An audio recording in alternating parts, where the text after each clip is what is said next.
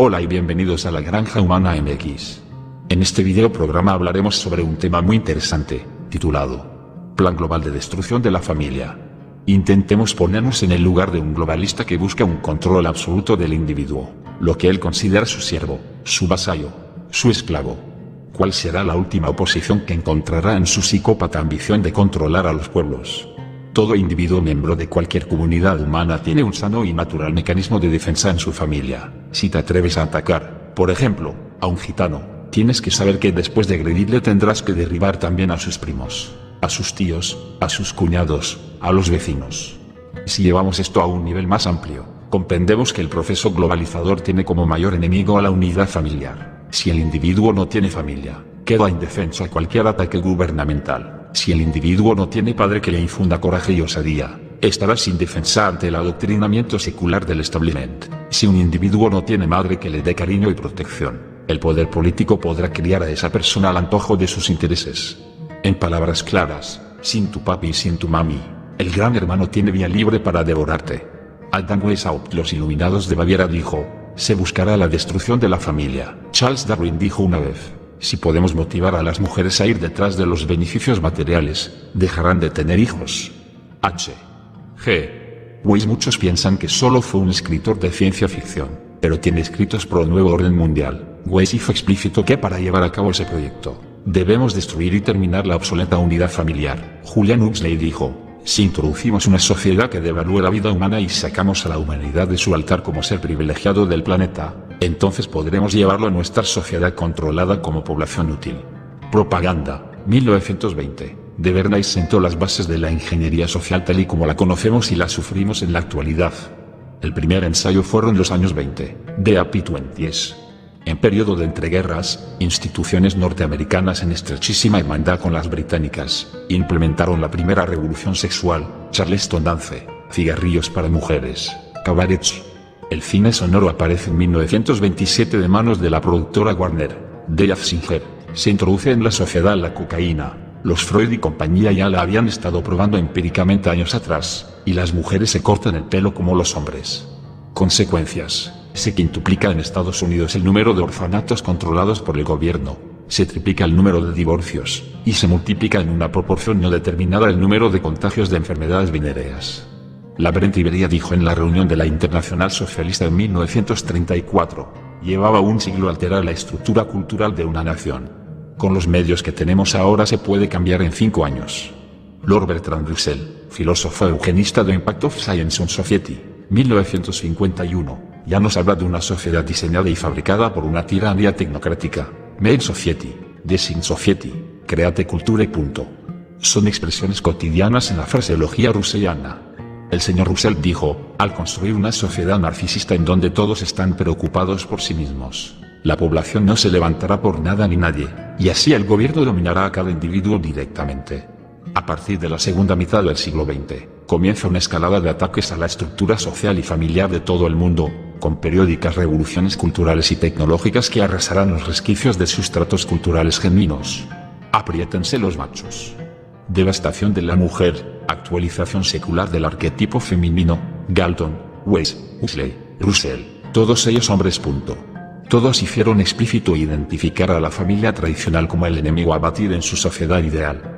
Si meditamos en ello, es lógico que no haya nada más temible para los globalistas que la capacidad de amor, protección y ternura innatas en toda mujer.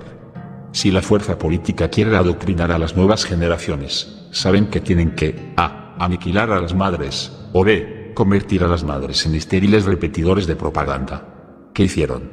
Hicieron ambas cosas. Tanto los soviéticos como los banqueros industriales angloamericanos, en última instancia, son los mismos. Financiaron periódicas revoluciones culturales, que dieron una ilusión de liberación a una mujer que, a partir de ese momento, se ve obligada a competir laboralmente. El éxito inmediato de esta maniobra fue la duplicación de la recaudación fiscal. Ahora, el establishment se garantizaba un doble momio con el saqueo a través de los impuestos tanto del padre como de la madre. Los dos trabajan, los dos cotizan, los dos son sangrados. Por supuesto, la maniobra no se quedaba ahí. La educación de los hijos de las llamadas madres trabajadoras fue adjudicada a una recién estrenada televisión que en los años 50 y 60 hace su estelar aparición.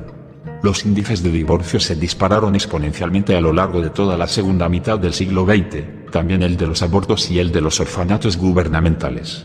Todo el movimiento feminista fue financiado y soportado por las mismas instituciones públicas y privadas que aquí se han citado. Existen libros muy buenos que tratan este tema. Cito por ejemplo, Self-Destruction de V.W. Engel. La implementación de todo esto fue, y es, global, y aunque Europa y Estados Unidos fue su laboratorio de pruebas original, en el siglo XXI ya se puede evaluar su alcance. Millones de mujeres incapacitadas y lisadas científicamente para ejercer como tales, como esposas, como madres, como compañeras de vida. El Novus Ordo Seclorum busca la erradicación de las diferencias sexuales en su dimensión sacra y eminente. Por ello, la mujer moderna es solo mujer en el aspecto exterior que aún tiene utilidad publicitaria y económica. Si las mujeres cada vez son menos mujeres, ¿qué está ocurriendo con los hombres? Devastación del varón, actualización secular del arquetipo masculino. ¿Qué está ocurriendo con los hombres? Lo mismo que con las mujeres. Han conseguido neutralizar los activos viriles que necesita toda comunidad para defenderse, el vigor, la valentía y la lealtad. Para ello, la ingeniería social globalista se ha servido de instrumentos de programación de las masas, como el deporte. Los instintos tribales de agrupación y defensa son controlados a través de espectáculos deportivos. Han conseguido que la furia de un varón ante la injusticia, la barbarie y el ultraje, se controle y se canalice a través de la simpatía sentimental hacia un equipo deportivo. Han conseguido disfrazar el sentimiento de pertenencia a una comunidad con los colorines de las camisetas, las mascotas y los aros olímpicos. Han conseguido captar la atención del varón con una simulada pantomima de valores heroicos, sin ningún heroísmo ni ningún valor. Eso es el deporte. Otro instrumento para desvirilizar al hombre moderno e incapacitarlo de cara a la formación de una familia ha sido el erotismo. La psicología conductivista aplicada a las masas sabe que un varón bombardeado con estímulos eróticos constantes, acaba acostumbrándose al contenido erótico de tal forma que su libido queda desvigorizada y reducida a lo estrictamente biológico genital. Algunos lectores jóvenes se sorprenderán, pero así es. Cuanto más derroche de energía sexual, menos virilidad. Más claro, cuanta más pornografía, menos fuerza viril. Esta emasculación espiritual del varón y la animalización de su sexualidad, favorece una trivialización del adulterio, en la actualidad generalizada en todos los países occidentales. A quien no le quede claro que el varón es cada vez menos viril, menos leal y menos vigoroso. Existen otras herramientas importantes en la desvirilización del hombre moderno, como la industria farmacéutica, la industria alimenticia o la industria del entretenimiento. Incluso en términos cuantitativos y físicos, la OMS reconoce que la calidad del esperma de la población estadounidense se ha reducido en los últimos 30 años a niveles inexplicables. Algo parecido pasa con los europeos y con todos los varones de un mundo ya globalizado. ¿Y si todos reconocen que este mundo ya está globalizado? Yo pregunto, díganme, señores, ¿quién lo ha globalizado? Esto es clave. La familia no ha muerto en menos de un siglo por un proceso natural. Se ha cometido un asesinato con alevosía. Existen presupuestos anuales de millones de dólares dirigidos a instituciones, fundaciones y think tanks que buscan optimizar el control tecnocrático sobre una población valorada como un rebaño de ovejas. Departamentos militares, servicios de inteligencia, ministerios públicos, instituciones filantrópicas. Todos persiguen un mismo objetivo, llámenlo socialismo si quieren, y verán en qué polémica se meten. La mayoría de los profesionales involucrados en estos organismos no saben, ni quieren saber, para qué agenda están trabajando, y se limitan a actuar según su adiestramiento profesional. El 99,99% de los psicólogos, psiquiatras, sociólogos, educadores, relaciones públicas, publicistas, burócratas varios, van a preferir desoír esta información por una cuestión de mera supervivencia de mentalidad de rata. Siempre van a argumentar, yo solo hago mi trabajo. ¿Y cuál es ese trabajo? Romper la barrera que protege al individuo de un establishment político muy interesado en controlar cada faceta del ciudadano global. Esa barrera es la familia, y ese ciudadano eres tú. Adolescencia perpetua. Dr. Eric Trist usaba técnicas de manipulación psicológica para prolongar la adolescencia. Parte de ese 0,01% consciente de quién es y qué hace, fue Eric Trist, psicólogo que estudió en Yale School of Business, y fue alumno de B.F. Skinner. Trist observó la posibilidad de modificar la conducta, de hecho, lo llaman conductivismo, behaviorism, a través de ciertas técnicas. Existe una palabra clave en el conductivismo de masas: crisis. ¿Cuál es la época más crítica de todo ser humano? La adolescencia. Por ello, se busca prolongar la adolescencia de la población en sendos límites para prefabricar una sociedad global infantil, inmadura, descentrada, irreflexiva, dispersa, distraída y maleable. En civilizaciones normales, la adolescencia era un corto y natural lapso de tiempo, 1 o 2 años, a los 15 o 16 años, que precedía las responsabilidades de la vida adulta. Tras 100 años de trabajo de los think tank globalistas, la adolescencia es un amorfo tiempo extendido desde los 10 años hasta unos indeterminados 30 y tantos, o incluso más. Saben que la mejor forma de garantizar la erradicación de relaciones interpersonales profundas es instigar a tener varios compañeros sexuales durante los críticos años de la adolescencia. Saben que la promiscuidad asegura en la sociedad la incapacidad de aceptar un compromiso amoroso como base para la formación de una estructura familiar. Saben cómo demoler una estructura social sana, porque llevan siglos estudiándolo. A través del más media se sexualizó a los prepúberes y se prolongó el infantilismo en edades avanzadas, tal y como el Dr. Trist teorizó hablando de lo deseable que era lo que él llamó adolescencia perpetua. ¿Por qué hacer de la población mundial una masa eternamente adolescente? El adolescente es subconsumidor nato. El adolescente gasta más. El adolescente es pusilánime. Y sobre todo, el adolescente no es ni un niño ni un adulto, es decir, es completamente dependiente y, al mismo tiempo, es incapaz de formar una estructura familiar independiente. Abrid los ojos y mirad a vuestro alrededor. Medios y herramientas de propaganda global. Joseph Goebbels, profundo conocedor y admirador del trabajo de Bernays, dejó en sus escritos sobre Weltanschauungskrieg en 1939. En las próximas décadas tendremos medios suficientes para modificar completamente la percepción que el europeo tiene del mundo. Esos medios ya lo señaló Levin y después Russell eran medios técnicos, o en definitiva, tecnológicos. La propaganda se serviría de los nuevos medios de comunicación que aspirarán a tener un alcance global a lo largo de todo el siglo XX.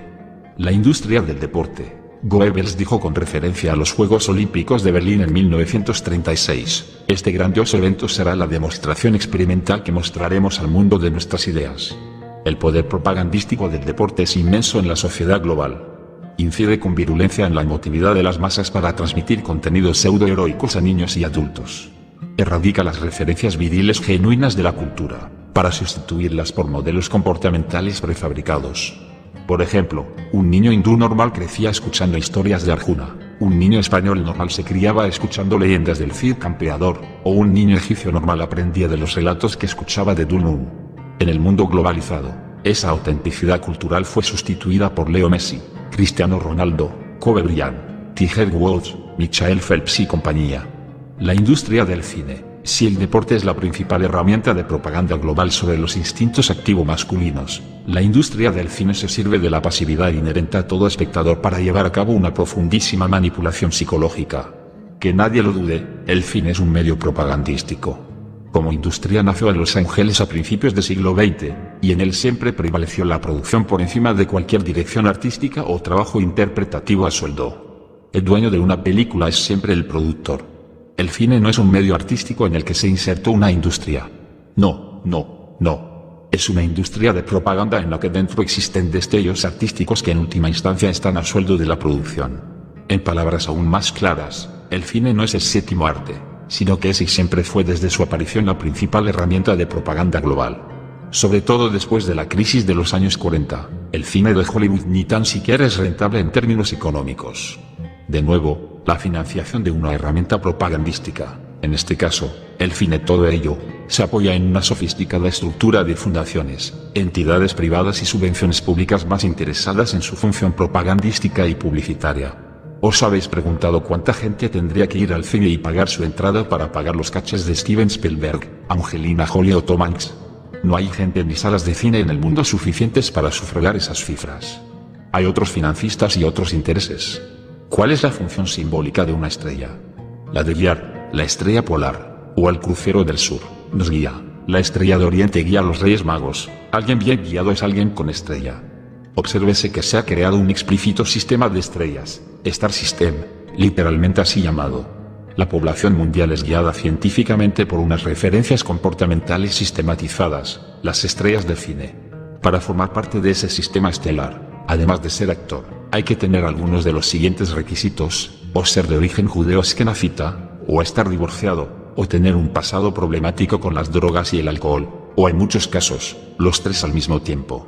De forma descarada, Algunas de estas referencias estelares se presentan como embajadores de buena voluntad de la ONU, otros como caballeros de la Reina de Inglaterra, y otros directamente como directores y miembros de entidades educativas, academias artísticas, fundaciones filantrópicas, ministerios de cultura, universidades varias. Estos sinvergüenzas son las referencias comportamentales de todo el mundo globalizado, y a estas alturas la influencia de esta herramienta de ingeniería social se encuentra en extremo desbocada. Toda la industria del sexo y porno está diseñada para esclavizarte, no para el placer. La industria del sexo. Conviene tomarse en serio como enemigo a la llamada industria del sexo. En volumen de negocio solo tiene parangón con la industria del cine convencional. Si se estudia su financiación y su origen se comprende qué función propagandística tiene. Con la pornografía, tal y como con el opio o la cocaína, ocurre que los primeros consumidores y traficantes formaban parte de la misma élite política. Los primeros pornógrafos fueron nobles europeos e industriales norteamericanos más o menos pervertidos. Con las revoluciones culturales de los 60 y los 70, la población tuvo acceso libre a la pornografía, a través de empresas con el mismo origen que las cinematográficas. Hollywood está al lado de San Fernando Valley. Para comprender rápidamente la importancia de la industria del sexo en el plan global de destrucción cultural, basta saber que uno de sus magnates, Hefner, fue asistente registrado de varias reuniones Bilderberg. Porque comparten mesa tipos como Hefner o Larry Flint con tipos como Henry Kissinger o David Rockefeller.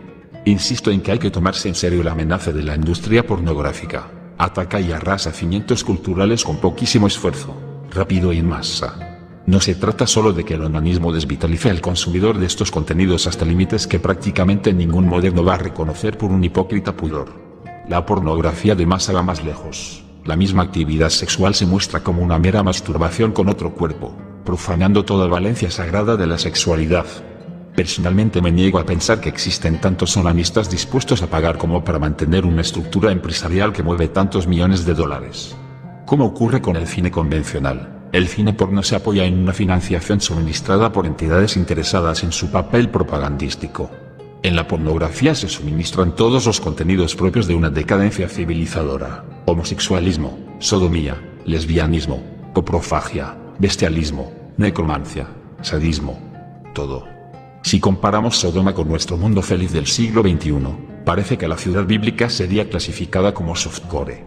La industria de la música. La música es otra herramienta propagandística de primer orden apoyada en una industria específica, pues al fin y al cabo, ¿a quién no le gusta la música? Para mejor comprensión, en este artículo se ha citado a Sir Charles Darwin, Sir Thomas Henry Huxley o Sir Bertrand Russell. ¿Qué tendría en común toda esta gente con tipos como Paul McCartney, Mick Jagger o Elton John? Pues que los unos y los otros, todos ellos, tienen título de Sir británico y son caballeros de órdenes de la corona de los Windsor. Una institución política como la corona jamás va a conceder honores a alguien que no colabore con sus intereses. El valor artístico es irrelevante, pues la función de estos sires en cuanto sires es propagandística. Científicos, periodistas, militares. Son meras herramientas de los intereses imperialistas, y por ello, reciben condecoraciones y honores de instituciones político-militares. Lo mismo ocurre con la industria pop, es otro brazo del mismo plan de agresión. En última instancia, las fuerzas militares, la psicología de masas aplicada a la ingeniería social y la industria pop, colaboran estrechamente entre ellas. Desde los años 60, periódicas revoluciones culturales son implementadas para arrasar los sustratos culturales genuinos de todos los pueblos, y de paso, introducir ciertas drogas en la población. La música pop es algo así como la banda sonora que estas revoluciones Pret-a-Porter utilizan en su imposición comportamental y manipulación social. Cada década tiene su revolución, con su droga estrella y con su artista estrellado. En los 60, el LSD, con su pelele Brian Jones, drogadicto, muerto en extrañas circunstancias. En los 70, la heroína, con su pelele Sid Vicious, drogadicto, muerto en extrañas circunstancias. En los 80, los antidepresivos y ansiolíticos, y con su pelele Michael Jackson, drogadicto, muerto en extrañas circunstancias. En los 90, la cocaína, con su pelele Kurt Cobain, drogadicto, muerto en extrañas circunstancias. Las revoluciones pop siguen un patrón repetido: devastación cultural, imposición de una referencia comportamental e introducción social de alguna droga. La única diferencia esencial entre las diferentes revoluciones pop es que en cada década se consigue un alcance mayor, pues las herramientas de propaganda cada vez son más numerosas y potentes. El último y más salvaje ejemplo de esta imposición cultural es el llamado hip hop. Una vez más hay que saber discernir entre la manifestación cultural legítima de un pueblo y la utilidad de manipulación cultural que el plan globalista extrae. El pueblo afroamericano es una de las comunidades más castigadas por la ingeniería social tecnocrática.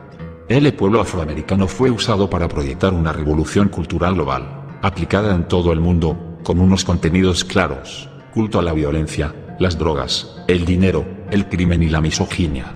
Con la cultura hip hop, la música pop como herramienta en manos de la ingeniería social global llegó a un nivel de devastación sin precedentes en la historia de la globalización cultural.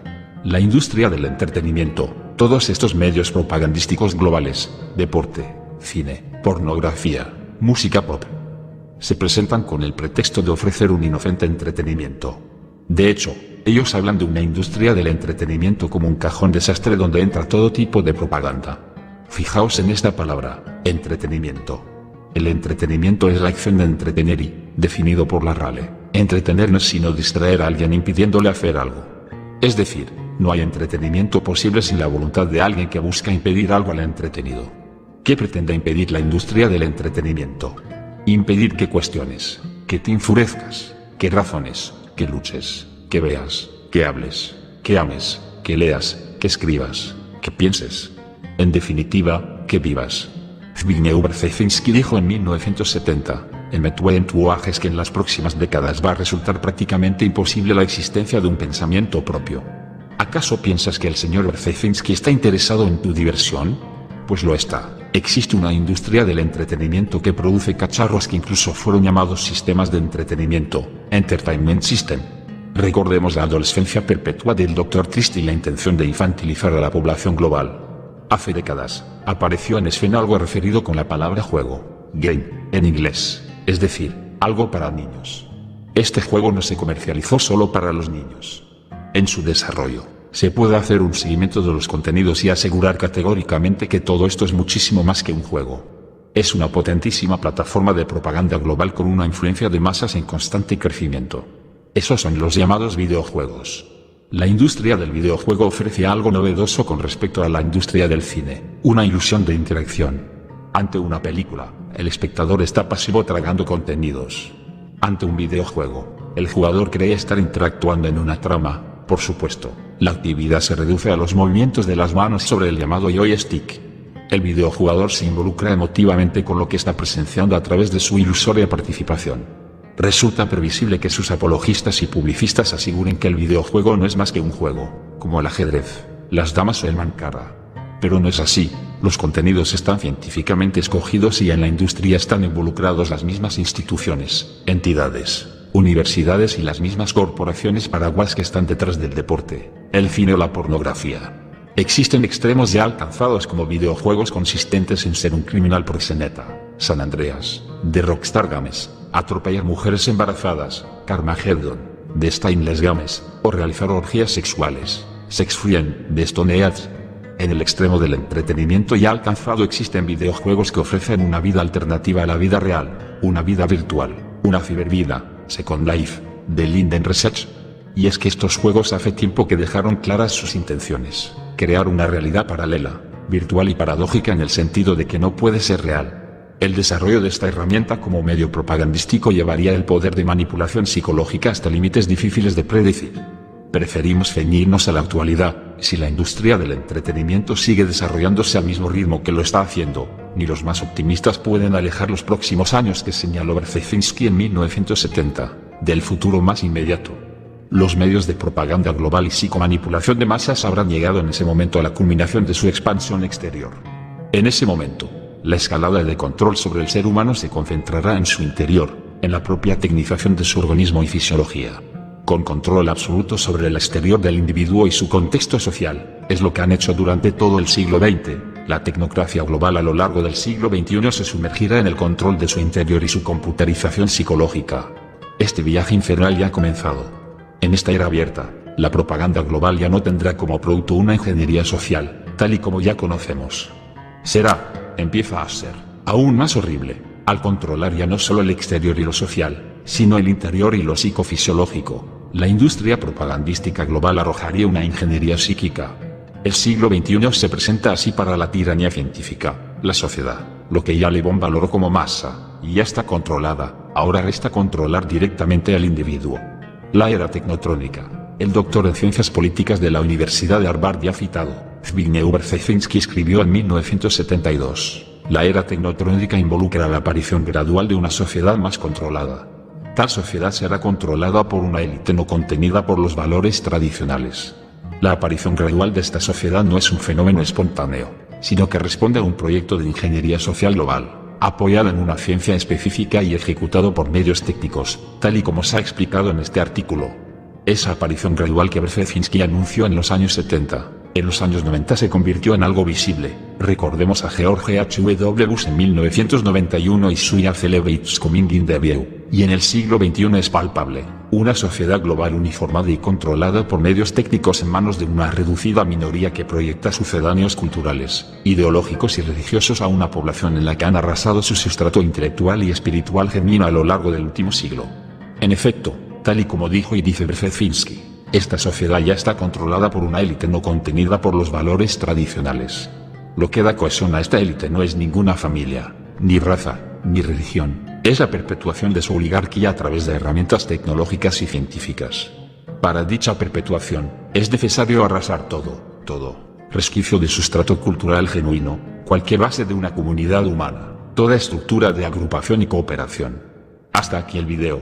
Espero les haya gustado. De ser el caso, compártelo en tus redes sociales y danos pulgar arriba. No olvides poner tu opinión aquí abajo en el área de comentarios.